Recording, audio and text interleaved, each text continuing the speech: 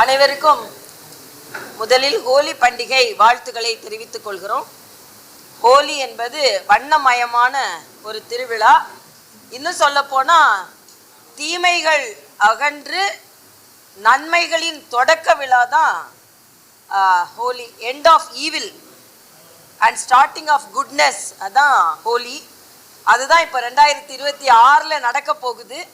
அதன் அச்சாரமாகத்தான் இன்று இந்த வண்ணமயமான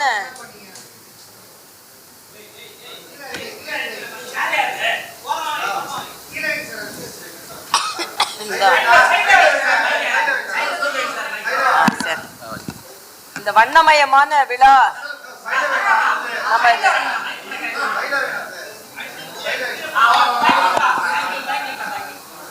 வண்ணமயமான விழா நமது சகோதர சகோதரிகளால் இங்கே கொண்டாடப்படுகிறது. இது தேச ஒற்றுமைக்கான விழா.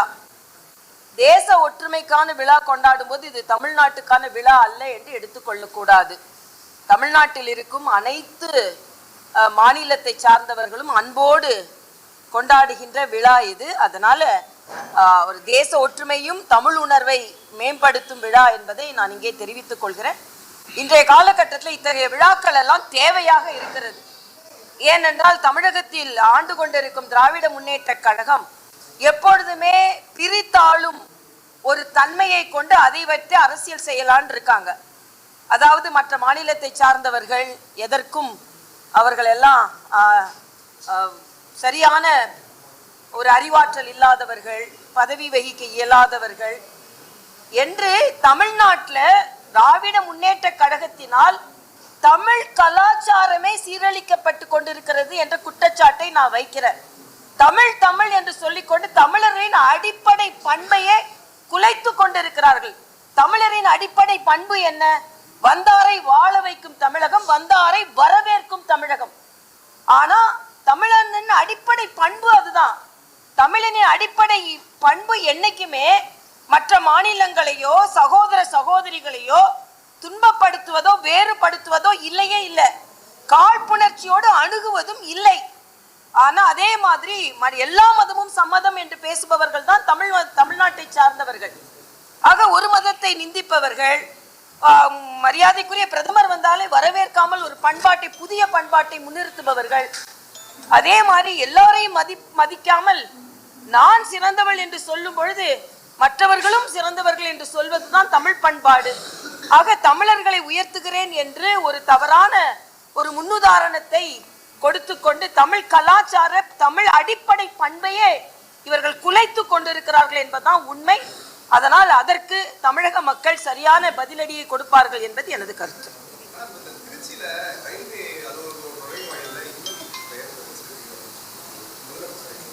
இல்ல, நானே சொல்லியிருக்கேன். அது எப்படின்னா, அது முதல் தமிழ் படுத்தியது தப்பு. அதே தமிழ்னா தமிழை படுத்தணும். ஆக தமிழ் படுத்தாம துவாரான கர்த்தவிய துவாரான கர்த்தவியான கடமை, அங்க துவாரான வாழ்னு சொல்லலாம், இல்லைன்னா வழின்றது அப்படிக்காக சொல்லியிருக்கலாம். பட் அது அப்படிதான் மொழிபெயர்க்கணும் அப்படின்னு. என்னொன்று தமிழ்நாட்டில் வைக்கும்போது தமிழ் பிரதானமா இருக்கணும். இதை நானே ட்வீட் பண்ணா அதிகாரிகள் இதை சரி செய்திருக்கணும்னு சொன்னா, இல்ல திணிப்பு தான் உங்களோட குறிக்கோள் அப்படின்னு எல்லாரும் பாயிறீங்கன்னா, நான் கேட்கிறேன், தமிழ்நாட்டில் ஒரு சர்க்குலர் வந்ததுப்பா, கீதா ஜீவன் அவங்களுக்கு தெரியும், ஹிந்தியும் தெரிந்திருக்க வேண்டும் அப்படின்னு ஒரு சர்க்குலர் வந்தது. அப்ப அதிகாரிகள் தப்பு செஞ்சாங்கன்னு சொன்னீங்க. அப்ப தமிழ்நாடு அரசு ஹிந்தியை திணிக்க முயற்சி செய்ததா? அதே மாதிரி இன்னைக்கு முதலமைச்சர் ஒரு பெரிய பட்டியலை கொடுக்கிறார். இன்னைக்கு நாங்க செல்வ மகள் சேமிப்பு திட்டம் தான் நாங்க சொல்லுகிறோம். அதே மாதிரி புதுச்சேரியில ஜல்சக்திய இல்லந்தோறும் இனிய குடிநீர் தான் நான் மொழிபெயர்த்திருந்தேன். நான் ஒரே ஒரு கேள்வி கேட்கிறேன். என்னைக்குமே தமிழ்நாட்டில் திணிப்பு என்பதற்கு எந்த முயற்சியும் மத்திய அரசால் மேற்கொள்ளப்படவில்லை. ஆனா திணிப்பு என்பதை நீங்கள் திணித்து கொண்டிருக்கிறீர்கள் என்பதுதான். தமிழை முதன்மையாக நாங்கள் கொண்டிருக்கிறோம். இன்னைக்கு புதிய கல்விக் கொள்கையில் தமிழ் தான் பிரதானப்படுத்தப்படுகிறது, தாய்மொழி. அதற்கு நீங்க எதிர்க்கிறீங்க. நீட் தமிழிலும் எழுதலாம் அப்படின்றத கொண்டு வந்தது பாரதிய ஜனதா கட்சியின் அரசு. ஆனா நீங்க ஒரு குரூப் 2 எக்ஸாம கூட ஒழுங்கா நடத்தாம ஆனா எல்லா நாளும் தமிழை பற்றி நீங்கள் பேசிக் கொண்டிருக்கிறீர்கள் என்பதுதான். நான் கேட்கிறேன், யூபி அரசாங்கத்துல இருந்தீங்கல்ல, அன்னைக்கு ஏதாவது நீங்க எல்லாத்தையும் நீங்க தமிழ்ல ஹிந்தியில இருக்கு நீங்க எனக்கு குற்றம் சாட்டி இருக்கிறீங்களா? தமிழ் படித்து கொண்டு இருக்கிறோம் நாங்க. நம்ம மாநிலத்திற்கு ஏற்ற மாதிரி, என்னென்றால் இது இயல்பு. மத்தியில இருக்கும் பொழுது அந்த பெயர்கள் அப்படி இருக்கிறது. ஆனா நாங்க இங்க பேசும் பொழுது பிரதம மந்திரியின் காப்பீடு திட்டம், பிரதம மந்திரியின் வீடு கட்டும் திட்டம், செல்வ மகள் சேமிப்பு திட்டம் அப்படின்னு தான் சொல்லி கொண்டு இருக்கிறோம். உங்களுக்கு எல்லாம் கலைஞர் பெயர் வந்துன்னா உங்களுக்கு எல்லாம் சரியா இருக்கும். அதனால அரசாங்கத்தின் தோல்வியை மறைப்பதற்கு எப்பெல்லாம் முன்னிறுத்தணுமோ அப்ப ஹிந்தியை கையில எடுத்துக்குவாங்க. ஹிந்தியை கையில எடுத்துக்கொண்டு நான் கேட்கிறேன், இதே தயாநிதி மாறன் ஹிந்தியில போஸ்ட் அடிக்கலன்னு சொல்ல சொல்லுங்க, ஓட்டு வேணும்னு சொல்ல சொல்லுங்க பார்க்கலாம். சுயநலத்திற்காக இவங்கெல்லாம் ஹிந்தியில போஸ்ட் அடிச்சாங்க, ஹிந்தியில பேசி ஓட்டு கேட்டாங்க. நாம அப்படி பஞ்சவந்தி மாதிரி கலர் மாறுறவங்க இல்ல. கலரை போட்டா கூட உண்மையான கலரை போட்டுக்குவோம் நாங்க, கலரை மாத்திலாம் போட மாட்டோம் நாங்க. அதனால இன்னைக்கு முதலமைச்சர் பதற்றத்துல இருக்கிறாரு. முதலமைச்சர் மட்டும் இல்ல, அவங்க கூட்டணி கட்சிகளே பதற்றத்துல இருக்கிறாங்க. அதனால உண்மையான பிரச்சனை எவ்வளவோ. நான் கேட்கிறேன், நாங்குநேரியில ஒரு கலவரம் வந்து இங்க வெட்டி கொண்டு இருக்காங்க. அதை பற்றி வெங்கடேசன் பேசுறாரா? கம்யூனிஸ்டுகள் பேசுறீங்களா? ஆனா ஒரு ஹிந்தி வாழை பத்தி நாங்க தான் சொல்லிட்டோம்ல, அது தவறு, அதிகாரிகள் தவறு செய்துக்கா மாத்துங்க. நானே சொல்லிட்டேனே காலையில. ஏன் உண்மையான பிரச்சனை எங்க ஓடிக்கொண்டிருக்கு. வேங்கை வயல் கண்டுபிடிச்சிங்களா நீங்க? ஆக உண்மையான பிரச்சனை தமிழ்நாட்டில் ஓடிக்கிட்டு இருக்குங்க. 2.5 வயசு குழந்தை பாலியல் பலாத்காரம் செய்திருக்கிறாங்க திராவிட முன்னேற்ற கழக நிர்வாகினால. ஏர்லைன்ஸ்ல போன ஏர் ஹோஸ்டஸ் கிட்ட தவறா நடந்து திராவிட முன்னேற்ற கழகத்தை சார்ந்தவர் கைதாகி இருக்கிறார். இதெல்லாம் என்ன சொல்றீங்க நீங்க? ஆக உணர்வு பூர்வமாக பல பிரச்சனைகள் தமிழ்நாட்டில் நடந்துட்டு இருக்கு. உடனே அதை மூடி மறைக்கிறாங்க. அந்த காலத்து உங்களோட இந்த ஹிந்தி எதிர்ப்பு, திணிப்பு, இந்த மாய்மாலாம் ஒண்ணு நடக்காது. மக்களுக்கு நன்றாக புரிந்து வைத்திருக்கிறார்கள். மரியாதைக்குரிய பாரத பிரதமர் வந்தா தமிழ்ல பேசுறாரு, தமிழ்ல ட்வீட் போடுறாரு, தமிழுக்கு மரியாதை கொடுக்கிறார்கள். இதையெல்லாம் நீங்க மறைக்க வேண்டும் என்று பார்த்தால் நடக்காது என்பது எனது கருத்து.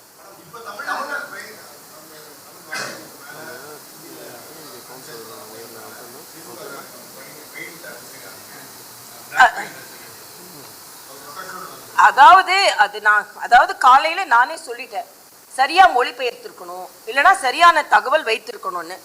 இதுல வந்து அதிகாரிகள் நிஜமாவே அதை கண்காணித்திருக்க வேண்டும் என்பது எனது கருத்து. நான் உண்மையை சொல்றேன். உடனே அதிகாரிகள் மீது பழி போடுகிறார்கள் அப்படின்னா நான் தான் கேட்டேன். தமிழ்நாட்டுல ஒரு சர்க்குலர் வந்தது ஹிந்தி தெரிஞ்சிருக்கணும்னு. அப்ப ஸ்டாலின் போட சொன்னாரு, நான் கேட்க மாட்டேன்னா? ஒரு இது பரீட்சை, குரூப் 2 பரீட்சைய 800 பேர் வைக்கிற இடத்துல 160 பேருக்கு மட்டும் தான் சீட் போட்டிருந்தீங்க. அப்ப நீங்க தான் செஞ்சீங்களா?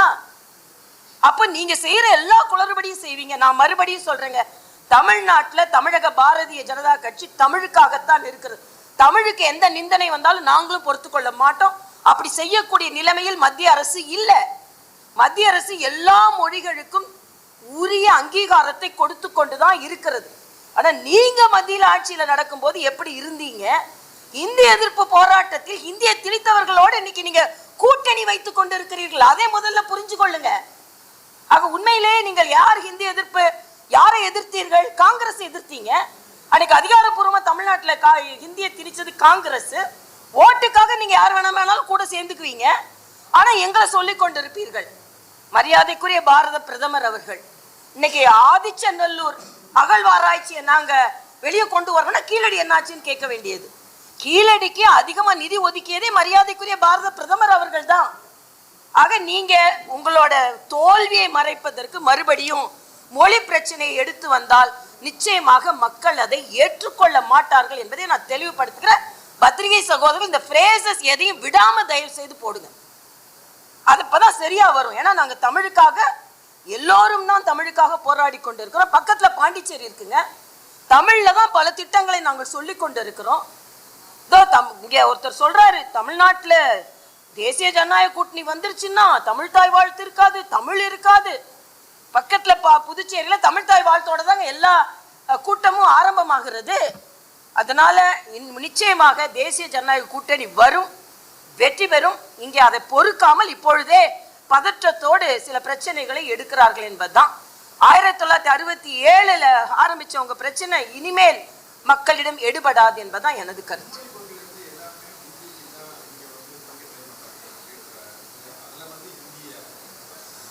மறுபடியும் மும்மொழி கொள்கை என்றால் அது ஹிந்தி அல்ல என்பதை தெளிவுபடுத்தியாச்சு. நான் கேட்கிறேன் மறுபடியும், நான் நேற்று ஒரு தொலைக்காட்சியில் சொன்னதுதான், தனியார் பள்ளிகளில் தமிழகத்திற்கு இருமொழி கொள்கை தான். அப்படி என்றால் தனியார் பள்ளிகளிலும் மும்மொழி கொள்கை கிடையாது. தனியார் பள்ளிகள்ல தமிழ்நாட்டில் ஹிந்தி சொல்லிக் கொடுக்கப்படாது. தனியார் பள்ளி குழந்தைகளுக்கும் அரசாங்க பள்ளி குழந்தைகளுக்கும் ஒரே கல்விதான் பிரகடனப்படுத்த உங்களுக்கு தயாரா இருக்கிறீர்களா முதலமைச்சர் அவர்களே? நான் கேட்கிறேன். ஒன்று, எல்லோருக்கும் ஒரே மாதிரி கல்வியை கொடுங்கள். கல்வி கட்டணம் கட்டி படிக்கிற குழந்தைங்களுக்கு இன்னொரு மொழியை சொல்லிக் கொடுத்தால் அது இந்த குழந்தைகளுக்கு தவிர்க்கப்பட்டால் வருங்காலத்துல வாய்ப்புகள் அவர்களுக்கு அதிகமா கிடைக்குமா இல்லையா? இன்னொன்று, ஒரு மருத்துவர் என்ற முறையில சொல்ற, தாய்மொழி கல்விதான் தேசிய கல்விக் கொள்கை, புதிய கல்விக் கொள்கை உணர்த்துகிறது. எப்படி தாய்ப்பால் சீக்கிரமாக குழந்தைகளுக்கு ஜீரணமாகுமோ அதே மாதிரி தாய்வழி கல்வி உடனே ஜீரணமாகும், ஏற்றுக்கொள்ளப்படும். அது உங்களால் ஏற்றுக்கொள்ள முடியாது. ஏனென்றால் ஹைகோர்ட் கண்டனம் சொல்ற வரைக்கும் தமிழ் வழி கல்வி முழுவதுமாக இங்கே இல்லை. தமிழ் பாடம் இருந்துதான் ஒரு பள்ளி நடத்தப்பட வேண்டும் என்ற கட்டாயம் தமிழகத்தில் இல்லை. நீங்க இன்னைக்கு 6வது முறை ஆட்சி செய்கிறீர்கள் முதலமைச்சர் அவர்களே. மரியாதைக்குரிய பாரத பிரதமர் என்ன சொன்னார் தெரியுமா? முதல் நான் ஆட்சிக்கு வரும்பொழுது முந்தைய ஆட்சியின் ஹோல்ஸ் சொன்னார், இடைவெளிகளை நான் சரி செய்தேன். அடுத்த ஆட்சிக்கு வரும்பொழுது அடுத்த நான் முன்னேற்றத்திற்கான வழிவகைகளை நான் ஆரம்பித்தேன்.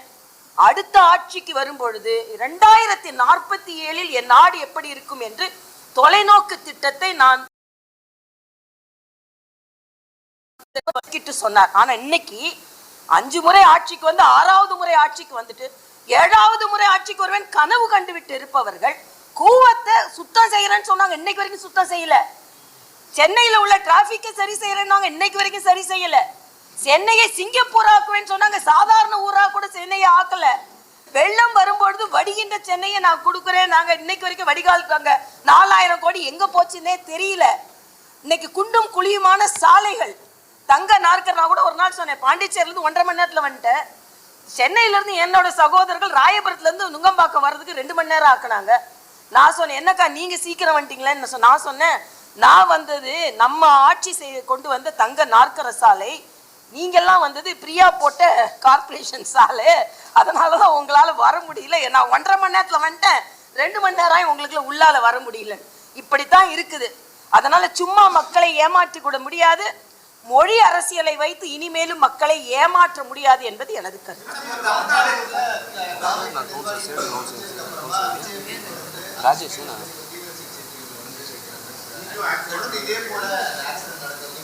நான் அந்த தம்பிகளுக்கு நான் வந்து வேலூர்ல ஒரு பேட்டி கொடுத்தேன். அப்ப சொன்னேன், தம்பி விஜய் நீங்க கூரை போட்டு இனிமே நிகழ்ச்சிகளை நடத்துங்க. நான் சொன்னதுனாலதான் செஞ்சாருன்னு இல்லை, ஆனா அதுக்கு அடுத்த நிகழ்ச்சியில இருந்து அவங்க தம்பிங்களை வெயில்ல காய வைக்காம நல்ல கொட்டகை போட்டு நடத்துனாங்க. சரி, அவங்கெல்லாம் மயக்கம் அடையாம உயிரிழப்பு இல்லாம இருப்பாங்க அப்படின்ற ஒரு நிம்மதி நமக்கு வந்தது. திருப்பியும் பின்னால போய் ஆக்சிடென்ட் ஆகிறது நல்லதில்லை. முதல்ல அதை கட்டுப்படுத்த வேண்டும் என்று நான் கேட்டுக்கொள்கிறேன். முதல்ல தமிழ்நாட்டுல ஆட்சிக்கு வந்தா நம்ம எப்படி கட்டுப்படுத்துவோம் இருக்கட்டும், நம்ம கூட்டத்தை எப்படி கட்டுப்படுத்துவோம், நமக்கு பின்னால வர தொண்டர்களை எப்படி கட்டுப்படுத்துவோம் தம்பி விஜய் அதை முதலில் முயற்சி செய்து ஒரு முன்னுதாரணமாக இருக்க வேண்டும் என்பது எனது கருத்து.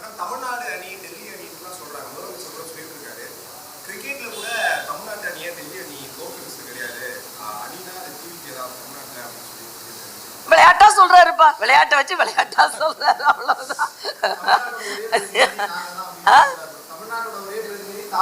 அது கரெக்ட். அதாவது என்ன சொன்னாருன்னா, எங்கிட்ட இருக்கிறது இமோஷன் அப்படின்னு. அவர் எலெக்ஷன் இல்ல இமோஷன் சொன்னாரு.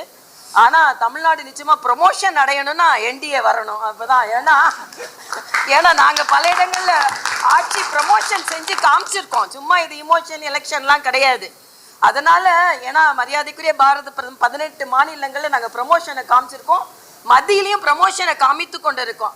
ஆக தமிழ்நாடு ப்ரமோஷன் ஆகணும்னா என்டிஏ ஆட்சிக்கு வரணும். இந்த இமோஷன் கமோஷன் எலெக்ஷன் அதெல்லாம் இப்போ பேச்சுக்கு ஆகாது. அதனால எனக்கு ஆக்கப்பூர்வமா பேசுவோம். தம்பி விஜய் நல்லாவே பேசினாரு, காலைல பார்த்தேன். ஆனா சில கேள்விகள் நியாயமா கேட்கப்பட்டது. ஏன்னா மாநில அரசால் செய்ய முடியாது என்று தெரிந்தும் நீட் விலக்கு என்று சொன்னீர்களே, நியாயமான கேள்வி. அதே மாதிரி 100 ரூபாய் பெண்களுக்கு மானியம் கொடுக்குறீங்களே, கேஸ்ல கொடுக்குறேன் நீங்களே, நியாயமான கேள்வி. 4000 ரூபாய்க்கு மேலே கரும்புக்கு கூடுதல் விலை கொடுக்குறேன்னு சொன்னீங்களே, நியாயமான கேள்வி. ஆக இந்த நியாயமான கேள்வியை மட்டும் தமிழக மக்கள் எடுத்துக்கொண்டு இந்த டெல்லி அணி சென்னை அணின்னு விளையாட்டா சொல்றதெல்லாம் விளையாட்டா விட்டுருங்க அப்படின்றதான் எனது கருத்து. அதனால நிச்சயமா திராவிட முன்னேற்ற கழகம் தோற்கடிக்கப்பட வேண்டிய ஒரு கட்சி. என்ன வாங்க வாங்க வாங்கன்னு யாராவது அறிவாளி நிழல்ல போய் நின்னா கூட்டணிக்கு வந்திருக்கீங்களா, வாங்க வாங்க வாங்கன்னு கூப்பிட்டு சேர்க்கிற நிலைமையில இன்னைக்கு திமுக இருக்கிறது. பதற்றத்தோடு இருக்கிறார்கள். அதனால முதலமைச்சர் சொல்றார், நான் கடுமையா உழைத்து கொண்டு இருக்கிறேன்.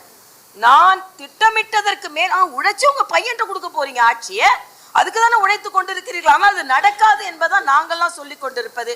மக்களுக்கான ஆட்சி, தேசிய ஜனநாயக கூட்டணி ஆட்சி. அதிமுக முதலமைச்சர் அண்ணன் எடப்பாடியார் அவர்கள் அதை தெளிவாக தேசிய ஜனநாயக கூட்டணி சொல்லிவிட்டது. அதனால் தேசிய ஜனநாயக கூட்டணி வெற்றி பெறும் என்பதை நான் இந்த ஹோலி பண்டிகையில் வண்ணமயமான இந்த விழாவில் எண்ணமயத்தோடு சொல்கிறேன். அது ஏறக்குறைய இன்னும் ஒரு வாரத்துல நாங்க திட்டமிட்டுவோம். 38 மாவட்டங்களுக்கு அனுப்பி எல்லா மாவட்டங்களிலும் பெட்டி பெட்டியா வந்துருச்சு. தேர்தல் அறிக்கை தான் பெட்டியா வந்துச்சு. நாங்க அறிவாலயத்துல இல்ல, வேற பெட்டியில நாங்க கலெக்ட் பண்றதுக்கு. அதனால எங்களோட தேர்தல் அறிக்கை பெட்டிகள் வந்து விட்டது. அதை நாங்கள் இப்ப கூட பாகுபடுத்தி நாங்க பார்த்து கொண்டு இருந்தோம். எல்லாத்தோட நீங்க பாத்தீங்கன்னா இணைய மிஸ்டு கால்ல மட்டும் 14,000 சஜஷன்ஸ் வந்திருக்குது. எந்த அளவிற்கு மக்கள் எங்கள் மீது நம்பிக்கை வைத்திருக்கிறார்கள் பாருங்கள்.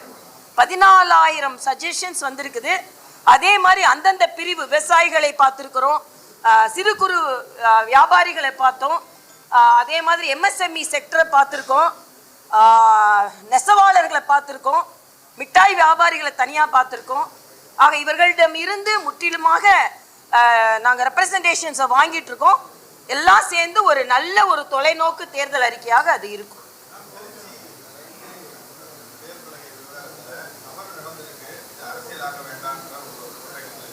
யாரு?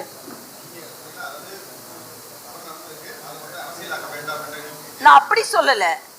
அதிகாரிகள் முதல்ல கவனம் செலுத்தணும், மொழிபெயர்ப்புல கவனம் செலுத்தணும், தமிழை எந்த இடத்துல போடணுன்ற கவனம் செலுத்தணும்னு சொன்னேன் இதுல. ஏன்னா அவங்க மொழிபெயர்ப்பே முதல் தப்பு. அதாவது கர்த்தவிய துவாரான்னா அது தமிழ்ல என்னன்னு மொழிபெயர்க்கணும் பாருல. தமிழ்ல கர்த்தவிய துவாரான்னு போட்டா தமிழ் மொழிபெயர்ப்பு ஆயிடாது. அதை அதிகாரிகள் பார்க்கணும். இன்னொன்று, தமிழ்நாட்டுல பேசும்போது தமிழை பிரதானமா போட்டுட்டு மற்ற மொழிகளை போடணுன்றது நான் என்னோட கருத்து. இதை நீங்க கவனிங்கன்னு நான் சொல்லியிருக்கேன், அவ்வளவுதான். ஏன்னா இது உடனே நேரடியாக மத்திய அரசு தான் இந்திய திணிக்கிற மாதிரி உடனே இவங்க எல்லாம் போடுறாங்கல்ல, அது தவறு. அந்த எண்ணம் மத்திய அரசுக்கு கிடையாது, அந்த திணிப்பு எண்ணமும் கிடையாது. இதை சரி செய்யுங்கள் என்றது எனது கோரிக்கையா நான் வச்சேன், அவ்வளவுதான். ராஜேஷ் ஜெயின் சொல்லி திமுக கவுன்சிலர் துறைமுகத்தில் இந்திக்காரங்க இருக்கிற இடத்துல ஃபுல்லாக ஹிந்திலேயே போஸ்டர் ஒட்டிச்சிருக்கும். அதை தான் நான் சொன்னேன். துறைமுகம் ஃபுல்லாக ராஜீவ் ஜெயினா, ராஜேஷ் ஜெயின்னு திராவிட முன்னேற்ற கழகத்தை சார்ந்தோம். இன்னைக்கு ஃபுல்லாக ஹிந்தி போஸ்டர் தான் ஒட்டியிருக்காங்க. ஏன்னா போய் பார்த்துக்கலாம். அதனால சும்மா நீங்க மொழியை வைத்து அரசியல் செய்ய வேண்டாம் என்பது எனது கருத்து. நன்றி தம்பி. உங்களுக்குள்ள யாரும் கலரே போடல.